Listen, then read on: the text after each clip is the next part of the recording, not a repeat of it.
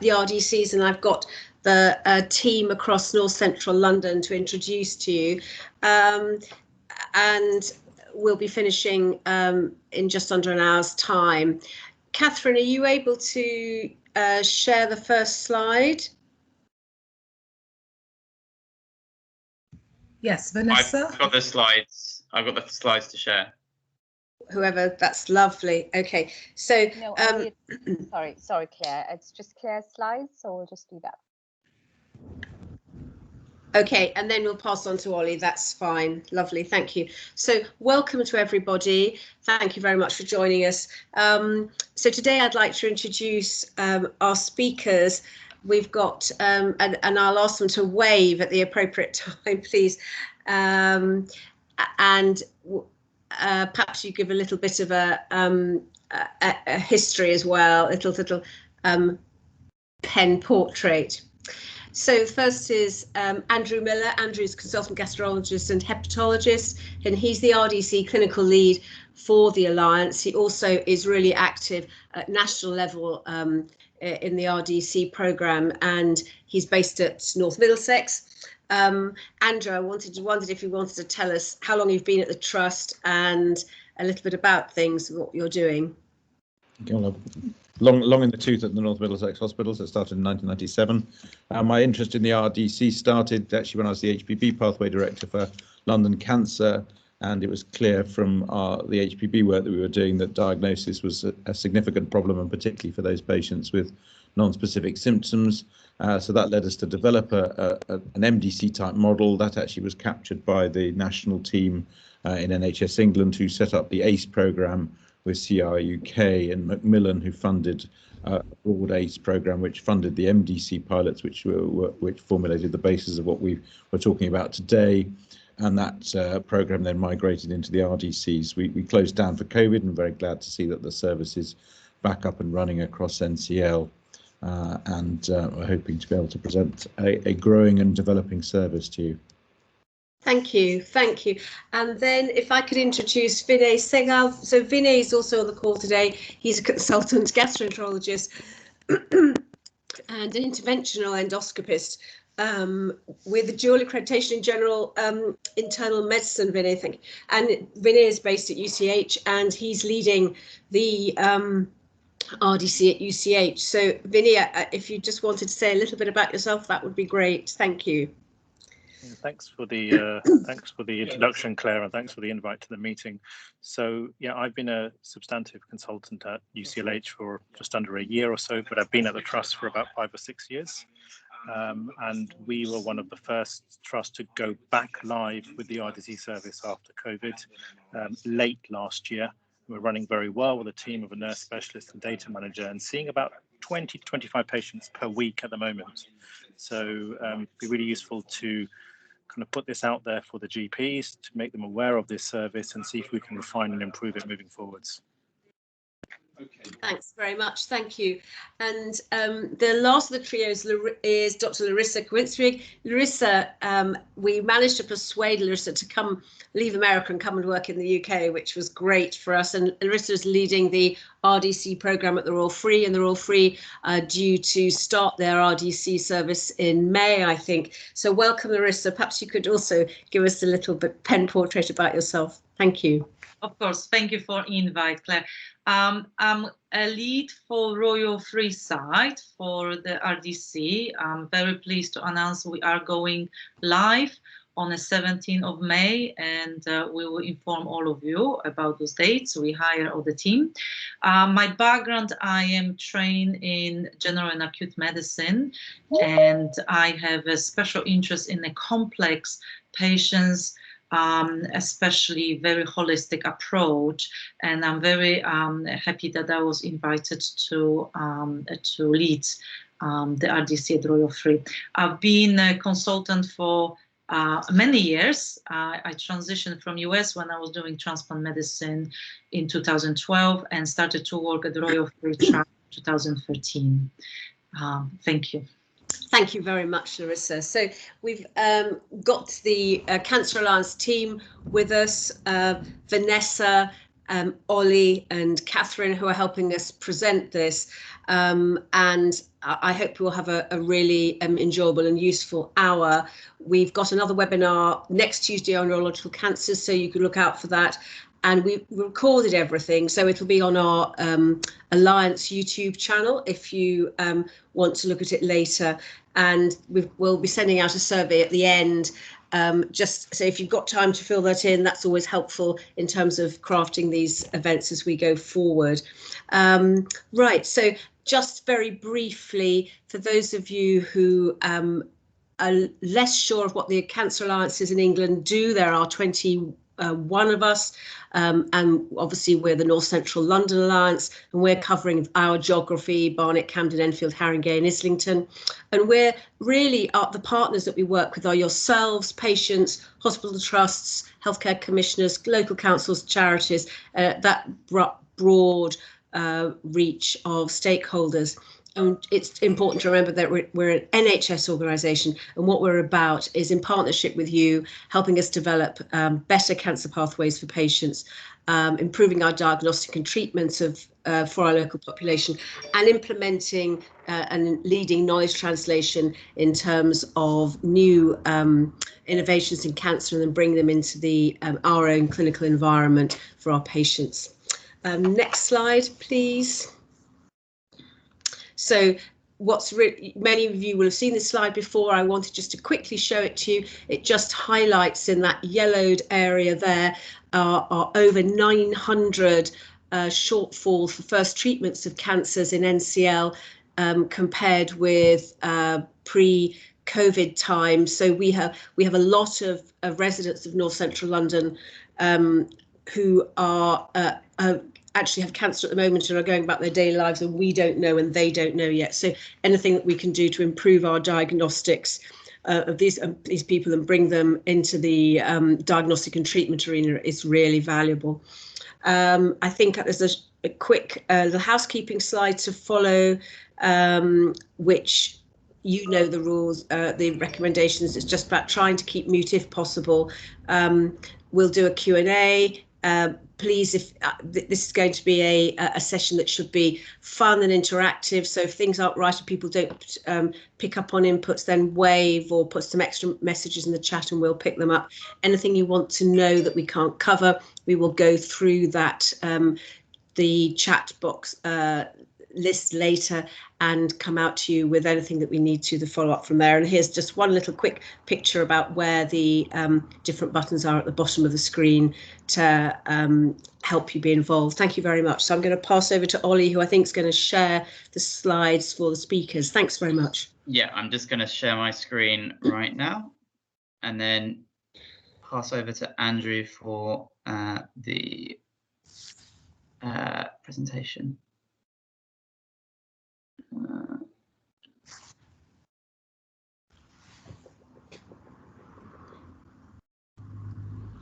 Can I see the screen?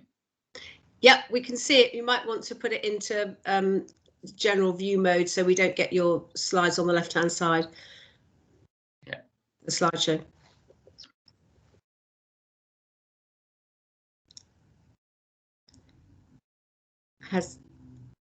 Can you enlarge that slide, Ollie? Yeah.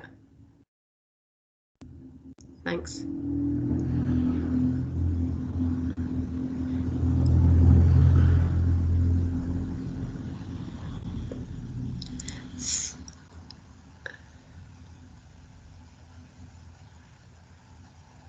That's great. I think that should kick us into slideshow soon, will it, Ollie? Thanks. Andrew, do you want to start off and then we'll live with the presentation? I think you might be on mute. I'm on mute indeed. Sorry, I was just talking and not. That's all right. That's all right. Thank you. You're allowed to make that mistake once a day, I think, probably. But absolutely, yeah.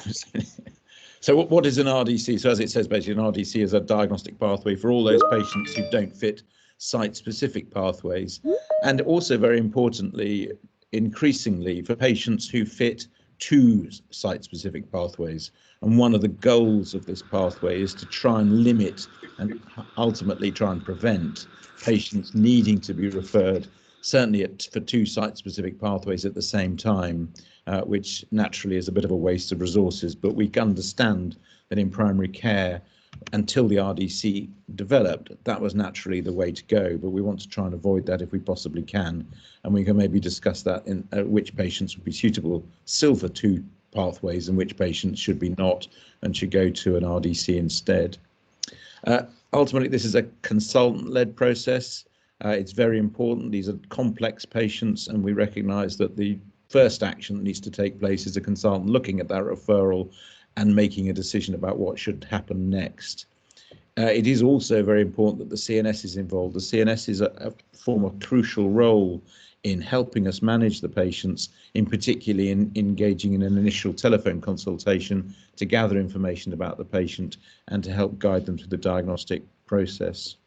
The goal is to give a clear diagnosis and an onward management plan, and not just exclude a cancer or even a particular cancer or even any cancer. It is to say this patient comes out at the end of the pathway with an exclusion or identification of cancer, and if we haven't got a clear diagnosis, at least a sensible onward management plan. So we're not sending the patient back to primary care or onto other services with someone still scratching their head hugely about what the problem is.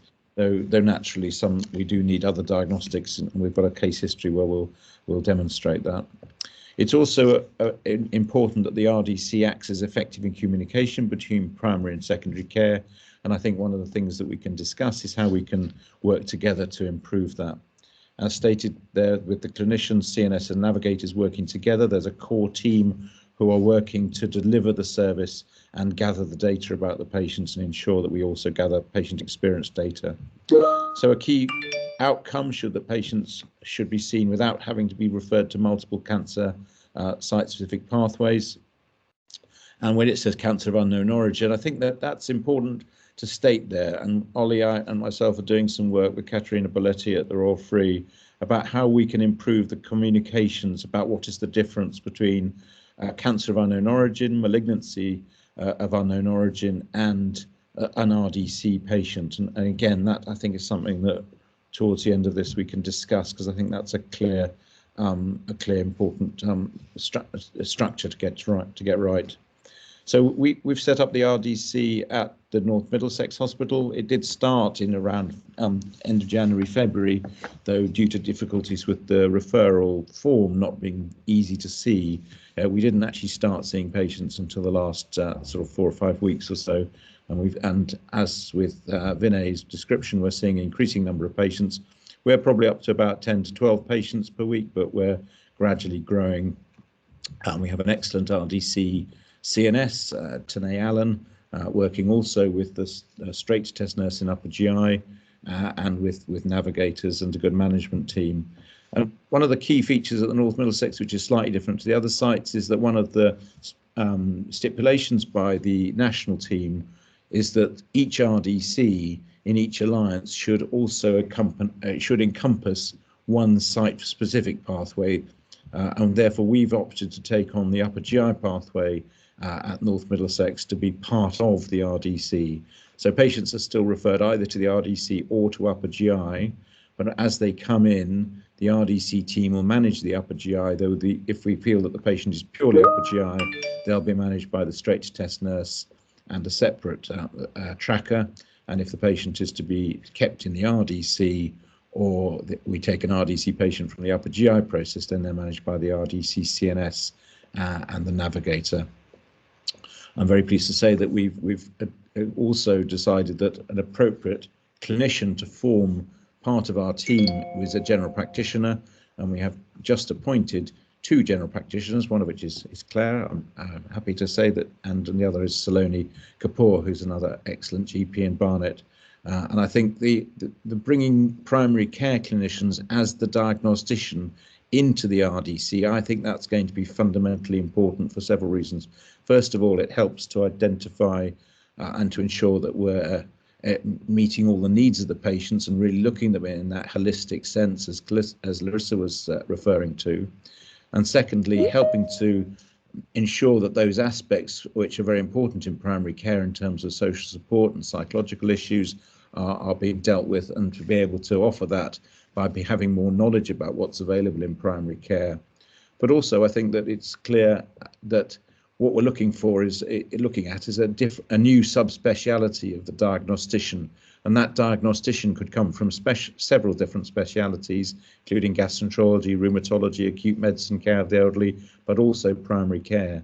And I'm hoping that as we move forward, that the diagnostician role in the NHS, which is a bit like the old general physician, but I think working more at pace, will be an important role.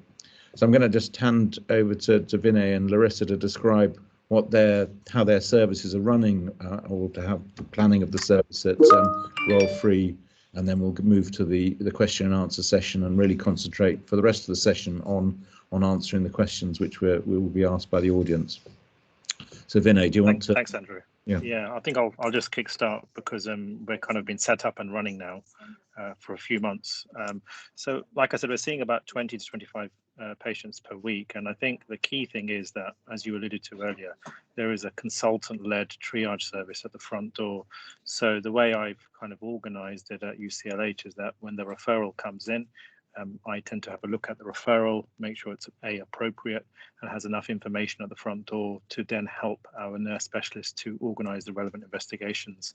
I think the important things that we need at the start are blood tests for patients and any previous imaging that they may have had done before. The more information you can provide, obviously, the better. It means that we can therefore kind of streamline their diagnostic pathway. That will then be followed by a consultation with our nurse specialist, who will go through things in a bit more detail. And then she will let me know, that's Michelle, whether there may be any additional investigations that may be required above and beyond what I may have initially thought was necessary. And then once the patients have had their investigations, we have someone called Mush, who's our data manager, who sits in the background and makes sure that the tests are done in a timely manner and that they're brought back to clinic accordingly. We do meet once a week as a team to go through any queries or kind of concerns that we may have about our patients in between all of this time. So we kind of got a safety netting pathway there to make sure that things run smoothly. And more often than not, most patients will come back to see me in clinic to discuss their investigative findings and see whether they need onward referral or not. And I think it's working very well. I think we're managing to deal with a quite high caseload. It has put a slight strain on diagnostics, particularly cross-sectional imaging, CT and MRI, but I think as we've kind of come out of the pandemic, things have eased up slightly. So that's my experience of it to date. I'll hand over to Larissa. Okay. Larissa, do you want to tell us about your plans for the Royal Free? Because I know you're just about to start. So. Yes, we're just about to start. We're going to be located at the Royal Free for the Royal Free Trust. And our clinic are going to be virtual and going to be face-to-face as well. So we just assembled the team. We have Katarina, who joined us as the senior nurse practitioner. She has an oncology background. We have a pathway navigator, Femi, who worked with our trust for last 7 years, and he's very senior navigator. So that's already 2 people who are very quite specific for RDC. Of course, we have excellent operational team with a background from medicine and oncology specifically. And I, as I mentioned, am a generalist with acute medicine training. We're planning to do similar like Vinay. We're going to triage the patient's consultant-led triage, and then assess all the tests and the symptoms that the patient referred to us, so we can then make a good plan moving forward. We are very lucky to be at Royal Free to have a lot of MDTs already and set up, for example, cancer of unknown primary team, as well as other cancer pathways. If we identify patients that they better suited, we can triage them directly. We also work within the acute medicine team when most of my colleagues are dual accredited.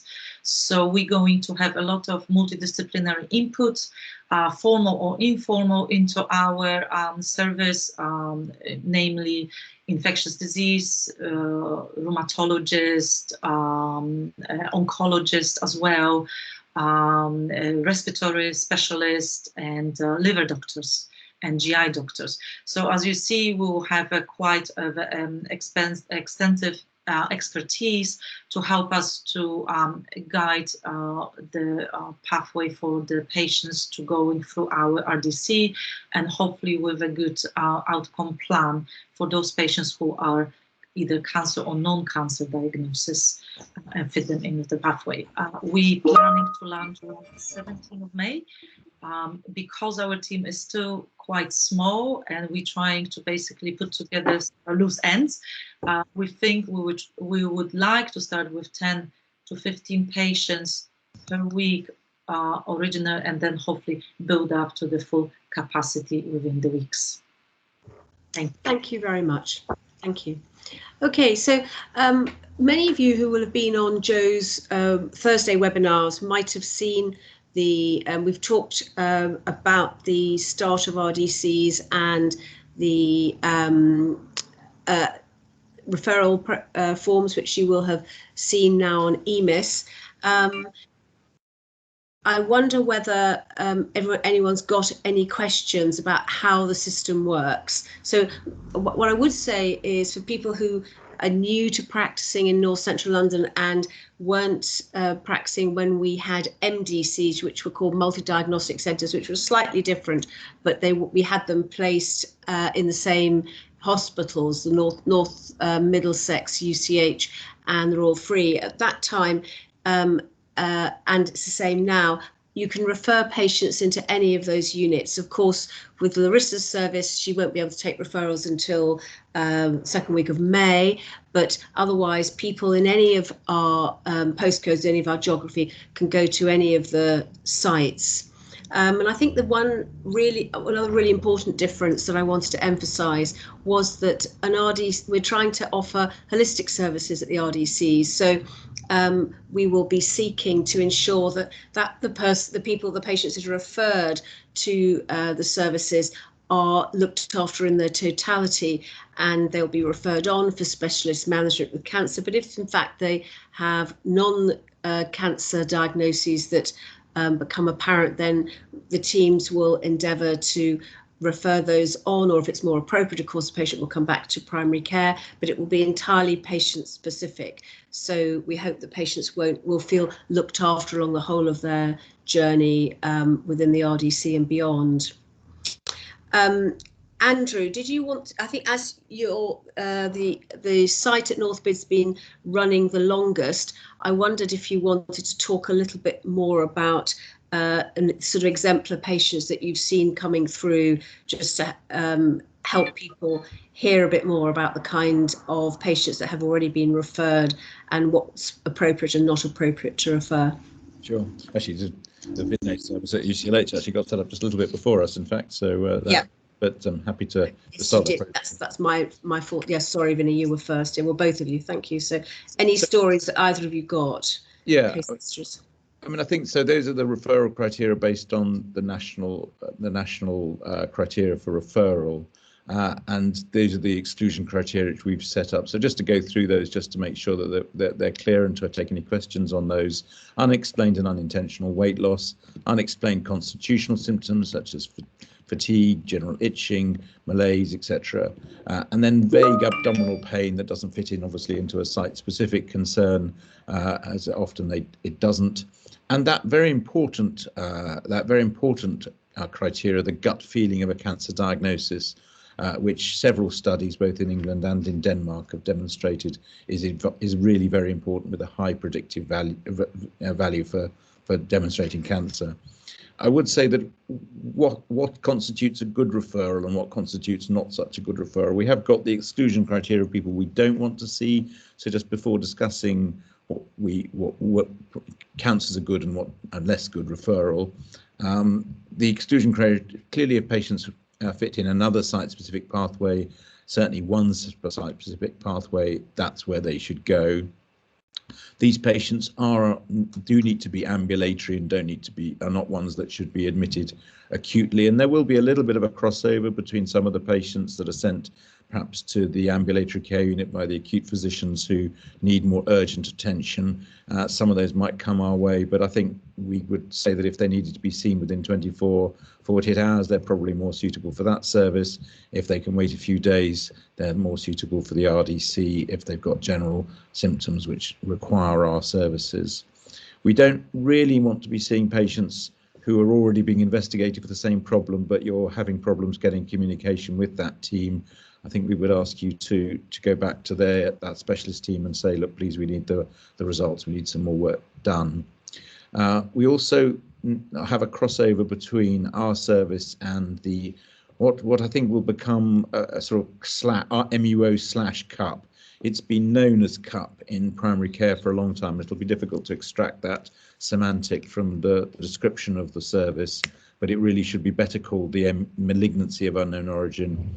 And what really defines the difference between an RDC patient and a CUP or MUO patient is radiological findings. So if you have a test done, either an ultrasound in particular or a CT, where the report says this is malignancy, absolutely likely to be, very highly likely to be malignancy, but we can't tell the site of origin, then that patient should be referred to the MUO or CUP service.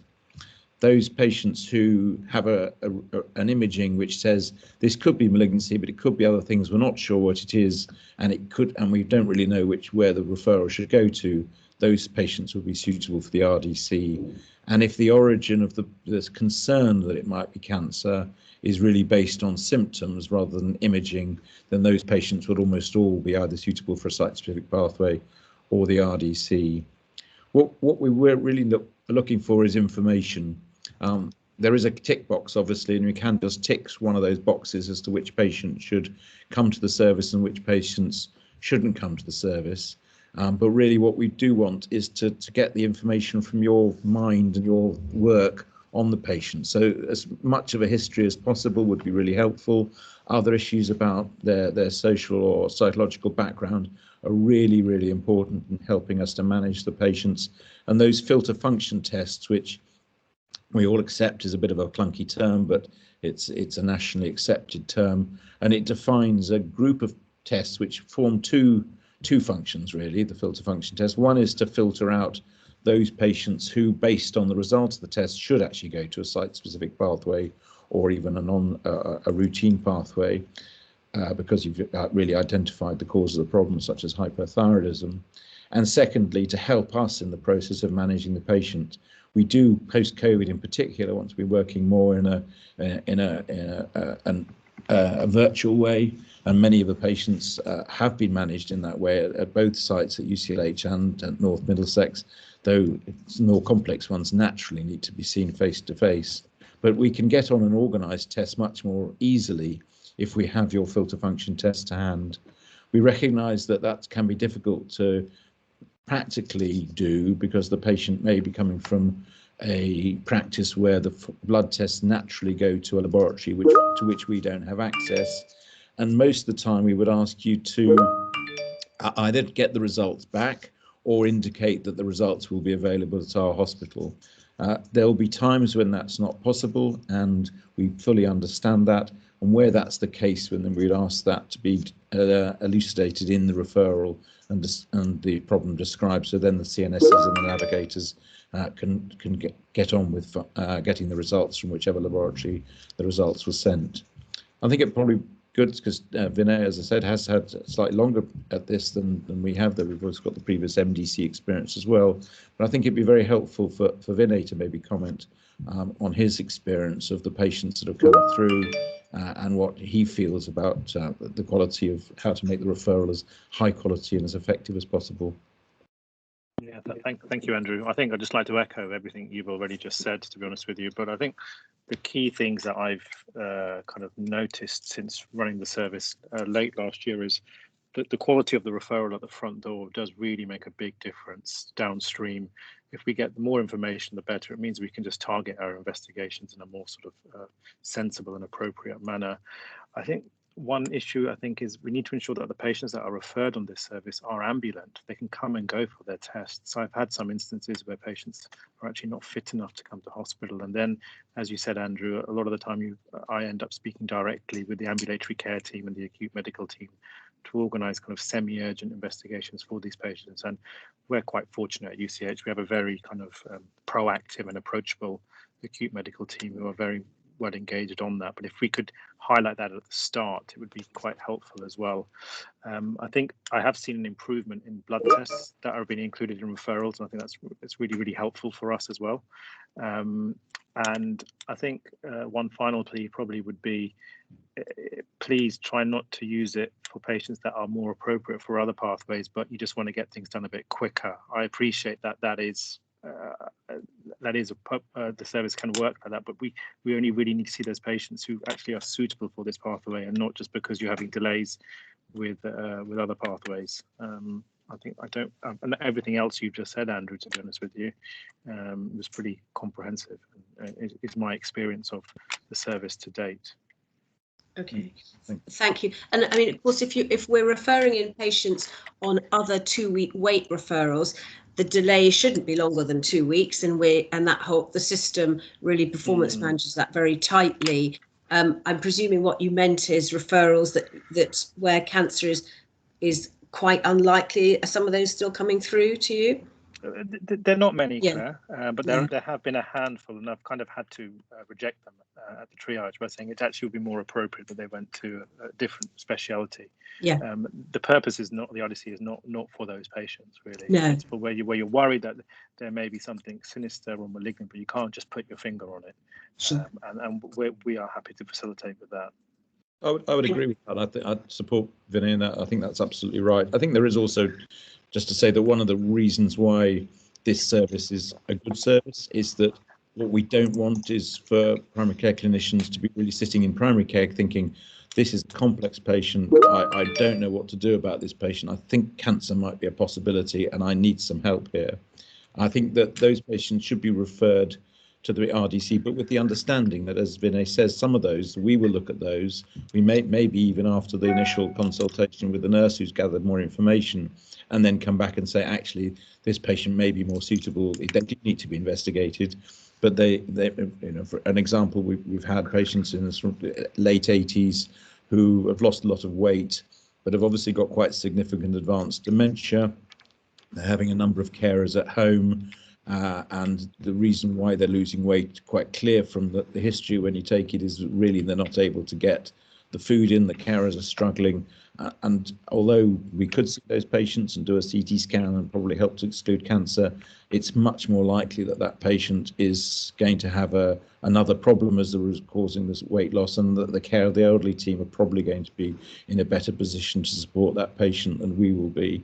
But if that referral comes to us and we can guide it to somewhere else and that doesn't cause a problem or too much delay, then that's a reasonable pathway. But yes, as Vinay says, if you think actually this patient is suitable for a different pathway, then please do use the alternative pathway instead, because that's... Thank you. Thank you.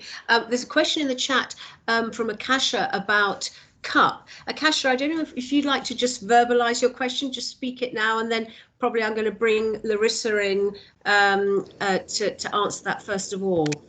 Thanks, Akasha. Yes, hi. So I think I might have missed the beginning. I joined late, but as a trainee, I've just recently become a salaried. So as a trainee, when I was worried about a patient who had these vague symptoms and something was not quite right, most of the bloods were normal-ish, and I was worried, I would send them to CUP.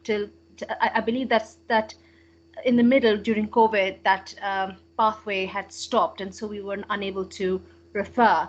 What extra, or I'm finding it a bit confusing as to what I would refer to you and what I would refer to CUP, because it seems to be quite an overlap. Thank you. Thank you. Larissa. Yes. So if I can answer, Kesha, you right that there was, I think, withhold of the CAP services over the COVID. As we all know, a lot of services were withholding for a while. They're all restarting now, just to assure you that the CAP service at Royal Free is up and running. Now, what's the difference between those two services is that CAP, cancer of unknown primary, is when you do have confirmation, either through biopsy or imaging, either through CT scan or ultrasound, that there is actually a cancer or something that looks like cancer. That's when you refer to CAP, and they do the full diagnostic, multidisciplinary discussion, but as well, they will proceed, for example, through biopsies and do more extensive workup to come to the answer. We are not going to duplicate that work. We are seeing more patients who are based on their symptoms other than actually confirmation of a cancer. A lot of patients who are referred to CAP, as we know, they probably have a disseminated cancer. We just don't know where it comes from. And the answer from CAP is, if this is a cancer, where it is and how to treat. We are in the RDC more about what actually we're dealing with. Is it a cancer? Or is a non-cancerous condition that can cause those vague symptoms? Thank you. Vinay, did you want to come in?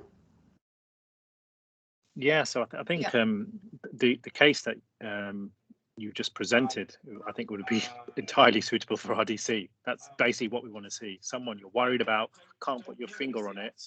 That's what we're here for. In my understanding, I wouldn't refer that to a CAP pathway, because there should really be for the CAP pathway a mass or an abnormality on imaging that is highly suggestive of cancer, but you're not entirely sure where the primary is, or metastatic disease, you can't find the primary. That is more suitable. But in someone who you're worried about, can't put your finger on it, normal bloods, but your gut feeling is that there is something brewing here. That is the service that we're offering, really, and I think that would be more than appropriate. I think initially they put it on their criteria that if you're just worried about a patient, you refer to CUP, unexplained weight loss, and all of that. So that was part of the criteria of the UCLH CUP service. So I would refer, very rarely, but I would refer. So that's now become your service then, is that right? Just to get it right. That's correct. Okay. Totally, yeah. Thanks. Yeah, and also, yes. Just Anything else, Larissa? No. can I just add to that, as Ollie's put in the chat about one of the things that we're trying to do is to get some consistency across the whole patch. So it is recognised that the CUP service has differed slightly between the different hospitals, and that over the next few months that will hopefully come together, and there'll be a single pathway for CUP, which will be clear with a new form that's being created. Thank you. There are some questions in the chat also about the blood test, and actually on the slide that we're showing at the moment, it shows the filter function tests in detail, mostly blood tests, a urine test and a FIT test. So to make this easier, you should, most of the GPs on this call now should be seeing a single choice button. Well, it's a dual choice button, which is either male or female, because obviously we don't want doing PSA tests in our female patients, nor CA125 tests in our male patients. So on TQuest, if you choose that option, the option of the filter function test bundle, to order these tests, then it will pull in all of those. And I think, yeah, on slide 14, you can see how that's coming out there now. So you go into test groups, and then you go down in the middle column, you'll see RDC investigations, and then you'll be able to choose from there. Now, that particular screenshot, Ollie, I can't see male or female. Have I missed it? But you're telling me it is there now. So according to colleagues, it should automatically offer male or female depending on the gender of the patient. Okay. And I've clarified that with the TQuest owners at St. Trust. Okay, that's helpful. And we've had another really pertinent question in the chat a bit earlier on about why can't we as clinicians see all the TQuest pertinent to each of our provider hospitals? And that's a really good question. We're trying to CCG level to sort that out with TQuest, so that any of us in any of our boroughs could order the tests at any of our laboratories, so that the patient can still have it locally, but the blood would be analysed in the appropriate place, or immediate translation of the results across. So we're working on that, but we haven't quite got there yet.